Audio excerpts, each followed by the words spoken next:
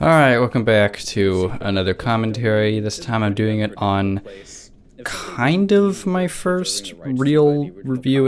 I have a bit of a complicated history with like what my first true YouTube video was, because technically the first one I ever made and uploaded was the intro video, but obviously I don't really count that. This one, there was a review that I did upload before this, but I did finish before this one, but it kept on getting copyright claimed, and the movie I did was by Universal, and they are really, from what I understand, of all the companies, they are one of the most anal when it comes to people using the material from their films. So fortunately for me, I didn't have a problem with this movie because it's public domain, so I was really happy about that. So for all intents and purposes, this is the earliest review of mine that you can view in its entirety. And obviously, as you're watching it, you can certainly tell that it's an older video, just based on my microphone quality, based on the quality of my editing, and the fact that I use that gradient background that showed up a lot in my earlier videos. It kind of goes from like blue to sort of a purplish violet color. This one I remember being a lot of fun to make. I was definitely still learning a lot of the tricks of the trade at the time, and it was certainly a lot of fun to kind of figure things out as I went. Not that I don't enjoy editing my videos now, it's just that now that I know a little bit more, and now that I'm a little more on the up and up, there's less of a sense of, I guess, discovery with them, because it's like I've kind of settled into a rhythm when it comes to making my videos that I hadn't really gotten a hold of just yet. So yeah, there's like stuff like that where the UA logo kind of bounces around a little bit. I didn't know what I was doing. I was just trying shit out and seeing what worked. And it doesn't necessarily make for the best video, but there was something kind of cool about that, you know, making my first couple of videos and just like, because especially considering that a lot of the stuff that I taught myself to do, a lot of what I do with my videos is self-taught, so of course, this is more than just I wasn't entirely sure for a lot of it about like whether or not there was a better way to do things, but I just kind of kept going with it anyway. Discusses the effects of radiation and the like.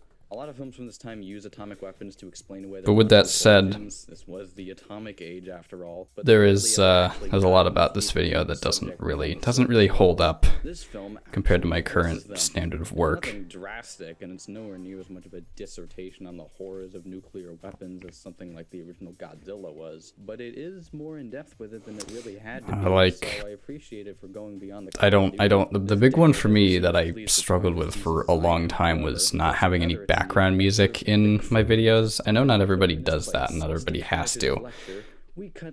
But for me, I would rather have it, because without it, I don't know, the videos kind of have a dead feel to them without, you know, something going on in the background over me talking. Just because of how I pace and structure my videos, they don't really have that like quick, snappy editing. So when it's just my voice, there can be a little bit of, and also especially towards the beginning, I had a problem with like cutting lines off at the proper time. There'd often be too much of a pause in between one bit of the recording and the next one. So in general, a lot of my early videos, they just kind of have a bit of they have a lot of dead air in them. They have a lot of dead space that could have been filled up or cut out, but I was lazy and didn't decide to. Pretty damn dry. If this is what funerals are really like, I'm glad I don't get invited to them very often. Well, walking back, that's a pretty good joke. I like that. And John, yes, those are their actual names. There's a whole lot of dead fish along the shoreline, as well as what looks like a patch of pulsating vanilla ice cream. Yeah, this is honestly one of my better early ones, which you'd think it would be one of the worst just because it's one of the earliest. But I think the main thing that works about this one is that there are a couple of jokes that still work.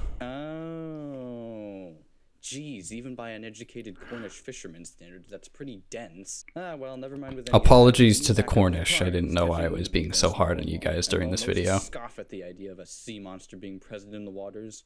Carnes instead watches with intrigue. Granted, all he has to go off of at this point is some drunken fisherman's ramblings, but better to be safe than sorry, I suppose.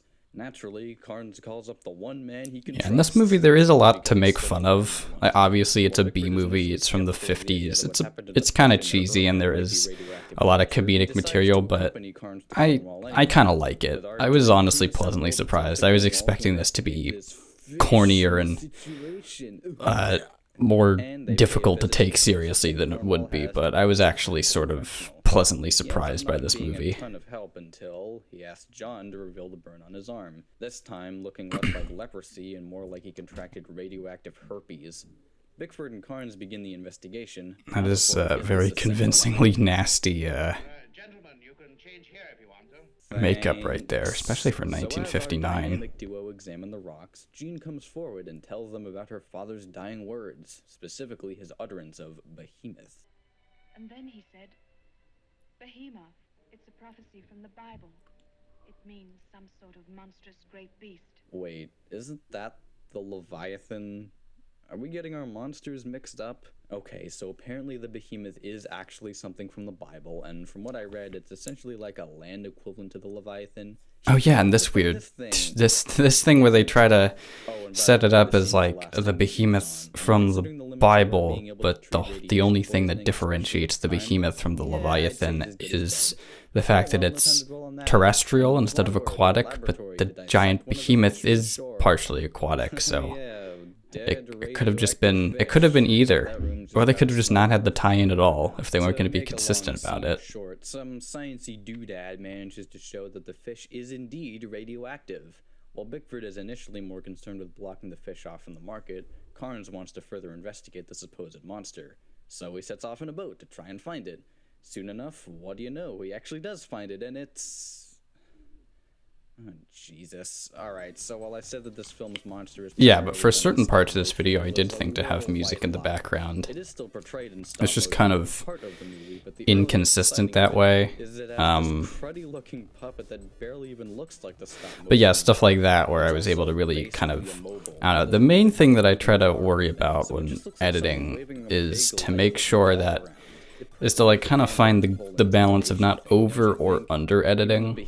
You don't want stuff to hold too long or for it to, you know, feel like the energy of the video doesn't match the energy of the audio. So if I'm just talking, then I can allow clips or pictures to hold a little bit longer. But if, you know, my narration is clearly sort of implying that there's supposed to be more going on screen, that's how I know it's like, okay, I have to really kind of focus in on this section. The main thing you want is variation. I shouldn't say the main thing you want. The main thing that I want is variation. Yeah, you don't want every part of it. You don't want the entire video to look exactly the same. Before we cut to a dog barking. Sure, why not? And would you look at that? Another set of random characters who we've never seen before. I bet this will just end wonderfully for them. The audio of the movie itself is also a little too... Wonderful solution, just dogs barking. It's a little too quiet. I'm finding a lot of problems with this video. I don't hate it. I mentioned in the Genshin Impact commentary that I don't hate my older videos, but it's not hard to find things about them that I could have done differently. Maybe I'm starting to get why this movie was saddled with a 50s X rating. Yes, really. This movie qualified for an X rating back in the day. Oh, 1950s. Obviously, Bickford and Carnes have to be informed about this right away, even if it means interrupting their hanging out in their robes together. This scene, I don't know if this was more of a common thing at the time for guys to, well, I guess it's plenty common now too, but for them to just like inexplicably show two guys hanging out in their robes in the same place, it's like, is that just the thing to do?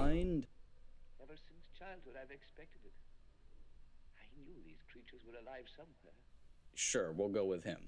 This is Dr. Sampson, and he tells Bickford and Carnes that the beast. I like this bit too, the Bickford and Carnes monster hunters bit, because and it really does feel like that. It really does feel like that throughout this movie, that these two are this like elite squad, well, elite duo, I guess, of monster hunters. Especially with the ending, which, spoiler, I guess, clearly sets up for a sequel. It's just like, here we go again. Honestly, given that it's just these two throughout most of the movie, I wouldn't mind if this movie did have a sequel, or like a series of just these guys going around solving prehistory mysteries. We get another scene with the Admiral, and this time it's a little bit more of that stupid, I'm the authority, so my ideas are better. I'd have watched it. But it's not like the guy's foaming at the mouth at any of Bickford and Carnes' suggestions. He just says they don't have to block off the I should have looked up how to pronounce that before I started recording this. Because yeah, I'm still not entirely sure. So while that's going on, Sampson steps off in case you're wondering. Himself. I've learned so much since this video was released, but how to pronounce that is just, it's not one of them. Too long before their chopper is attacked by the bright lightosaurus, which causes it to fucking explode. Oh, this is when I was still censoring my videos too. I was still censoring out the swear words. That's really funny. I didn't do that for that long. I'm not like that much of a... Very clever retroactive Easter egg movie. I'm not much of a potty mouth in my reviews to begin with. I mean, I am sometimes, but it's kind of like showing my face. I only do it when I think it's absolutely necessary. Oh my god. Okay, the first time we saw the Puppetosaurus, but shot, didn't see a ton, but here, yeah, daylight just being waved around. It's so obvious. I don't to it whatsoever. feel the need to censor them anymore. It's more trouble than it's worth. Especially since I'm usually able to make it. How long is it now? Like a minute and a half? Something like that. Unless that rule doesn't exist anymore. I'm actually pretty sure YouTube got rid of that after a while. Because it wasn't received very well, shockingly, but assuming it was at any point, I can usually make it a minute into the video, or over a minute into the video before I start cussing. Stop the military from evacuating the city and patrolling the streets to watch out for the monster. While that's going on, the military is trying to figure out how to dispose of the creature. But luckily for them, they've got Bickford and Carnes on the case. And they tell everyone that the beast is actually dying from its own radioactivity, and that... I love this crude chalk drawing of the monster, which, again, notice any similarities? While somehow being able to keep a straight face with staring at them, it's not subtle at all, the similarities to the beast from 20,000 Fathoms, but again, as I mentioned at the end of the review, I don't really mind that. I tend not to view being derivative as a really big knock against a movie's quality. I care more about, I value entertainment more than originality, if that makes any sense. Like, if something isn't 100% original, I'm fine with it as long as it's at least fun to watch. Stupid puppet shot before finally seeing the full stop-motion beast for the first time, an hour into the movie. And it's here that I tell you that this entire it's just sort of it's a kind of a correlation thing, where if something can't be bothered to be original, then chances are it can't be bothered to be entertaining either, but it's not like one causes the other. At least I don't think so. Oh, that was kind of weird, the video glitched. Stop motion is pretty good. I mean, it's Willis O'Brien, how could it not be? But I'm not going to lie and say that this is definitely where the Beast from 20,000 Fathoms comparisons really get out of hand. I know they're both in the same genre, so there's bound to be some similarities, but a lot of these shots... God, I love stop-motion monsters. Sorry, I got tired of saying... It's just looking at that, I'm just like, wow. It's fucking awesome. The Paleosaurus from a design standpoint isn't really anything all that original. It's basically just a Brontosaurus with sharp teeth, and it's just too generic to really stand out all that much. Not to mention, what the hell is up with its eyes in some of these shots? In most of the shots they look fine, but then you have shots like these that make it look like it's trying to roll its eyes back into its head. So as the behemoth is lumbering around, giving people herpes or whatever, the dream team is hard at work preparing the torpedo. Yeah, some of these lines are still pretty good, and my delivery on them wasn't that bad. I think it's mostly just the editing that I have a problem with some of my early videos. The scripts tended to be pretty good. Torpedo to stop it. It's also in the scene that we see the behemoth stop by some famous London landmarks, and also I love the shot of this guy trying to be all sneak. I get that he doesn't want the monster to see him, but it still just looks funny to me. Ooh, I'm so sneaky. Apparently he didn't sneak well enough though, as the behemoth spots him, picks him up in his car, throws him, and... Hey, wait a minute, I've heard that scream before. Guess Willis wasn't the only thing carried over from that movie. With the torpedo ready and the... Kingus Kongus. It's now up to Carnes and some other guy to finish the beast off. It isn't long before they do find the behemoth, and after locking on, they fire the torpedo and blow the shit out of it. Maybe should have phrased that a bit differently, but no matter. The behemoth is dead and the day is saved. Or is it? As just when Bickford and Carnes are about to drive away, they hear... Yeah, here we are at the end of the movie with the sequel bait for the third installment in Eugene Laurie's monster trilogy that... I mean, it kind of happened because we had Gorgo, but it didn't have anything to do with this movie. And the monster wasn't even in stop motion. Because... So that was the giant behemoth, and... Actually, I don't know why. Probably money. It's actually pretty good. Now, don't get me wrong. Yeah, so as I'm wrapping up how I think about the movie, I'll reiterate and say that this movie is actually not that bad. I definitely get entertainment out of it.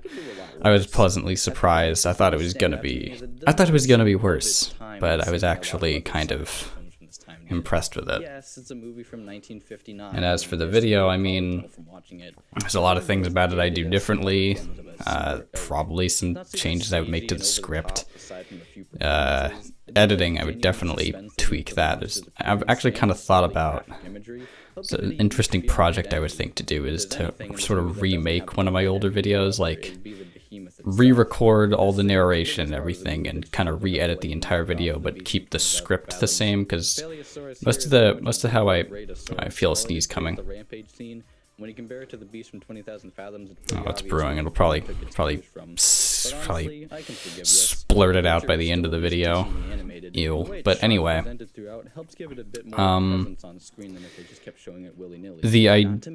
find it to be an interesting idea because the least of my older videos' problems are how they're written, but if I go back and re-edit and re-record them, I think that would be pretty interesting.